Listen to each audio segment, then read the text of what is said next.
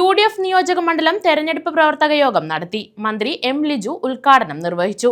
കായംകുളം നിയോജക മണ്ഡലത്തിന്റെ വികസന പ്രവർത്തനങ്ങൾക്ക് മാസ്റ്റർ പ്ലാൻ തയ്യാറാക്കുമെന്ന് അദ്ദേഹം പറഞ്ഞു. കായംകുളം നിയോജക മണ്ഡലത്തിന്റെ വികസന പ്രവർത്തനങ്ങൾക്ക് മാസ്റ്റർ പ്ലാൻ തയ്യാറാക്കുമെന്ന് മന്ത്രി എം ലിജു പറഞ്ഞു. ജനപ്രതിനിധികളെയും സമൂഹത്തിന്റെ വിവിധ തുറകളിലുള്ളവരെയും പങ്കെടുപ്പിച്ചുകൊണ്ട് നഗരസഭയിലും പഞ്ചായത്ത് തലത്തിലും വികസന സെമിനാറുകൾ സംഘടിപ്പിക്കും. കായംകുളത്തിന്റെ മുന്നോട്ടുള്ള പ്രവർത്തനങ്ങൾക്കുതകുന്ന വികസന കർമ്മ പരിപാടികൾ തയ്യാറാക്കുമെന്നും സമയബന്ധിതമായി അവ നടപ്പാക്കാൻ മുൻകൈയെടുക്കുമെന്നും മന്ത്രി കൂട്ടിച്ചേർത്തു. UDF നിയോജക മണ്ഡലം തെരഞ്ഞെടുപ്പ് പ്രവർത്തക യോഗം ഉദ്ഘാടനം ചെയ്യുകയായിരുന്നു മന്ത്രി. 3 മാസത്തേക്ക് എല്ലാം ചെത്തി. പക്ഷെ ഇത് നമ്മൾ പ്രഖ്യാപിച്ചെങ്കിലും നടപ്പിലാക്കാൻ താഴെത്തട്ടിലുള്ള ഇപ്പൊ കഴിഞ്ഞ 10 വർഷക്കാലമായി LDF ഭരണം ഇരിക്കുന്നത് കൊണ്ട് അതിൻ്റെതായ പ്രശ്നങ്ങളുണ്ടാവും. അപ്പോൾ ആളുകൾ ആശ്വാസത്തിന് അവിടെ ചെന്ന് കഴിയുമ്പോൾ ഇത് ലഭിക്കില്ല. ഇപ്പോഴും ആ പ്രശ്നം തുറന്നുകൊണ്ടിരിക്കുകയാണ്. അപ്പോഴും അതുകൊണ്ട് തന്നെ മന്ത്രി ഓഫീസിലേക്ക് വീണ്ടും ആളുകൾ വരുന്നൊരു സാഹചര്യം. ഇതൊക്കെ കൊണ്ടാണ് ആദ്യ ദിവസങ്ങളിൽ യഥാർത്ഥത്തിൽ നമ്മുടെ നിയോജക മണ്ഡലത്തിലേക്കുള്ള സാന്നിധ്യം പോലും യഥാർത്ഥത്തിൽ കുറഞ്ഞു.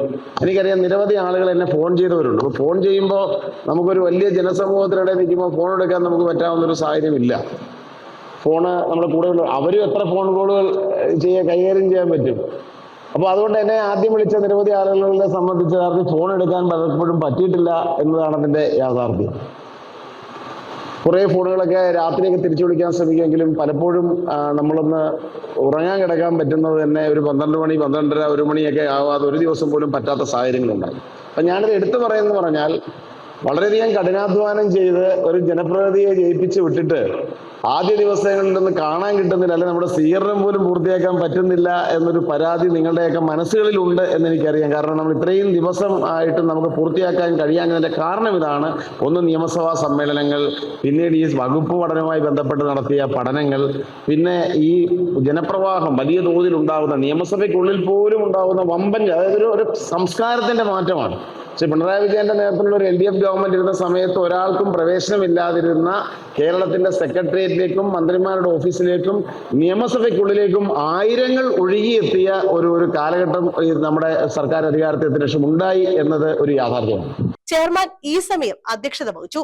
UDF നേതാക്കളായ Johnson Abraham, Kattanam Shaji, Simon Alex, N Ravi, A Thrivikraman Thampi, Velanchira Sukumaran, U Muhammad, A Irshad, AM Kabeer, A Nisar, T Sainulabdeen, Chirappurath Murali, Saju Kunnath, Kallarakkal Shaji, Jacob Tharakan, Viswaroopan എന്നിവർ പങ്കെടുത്തു.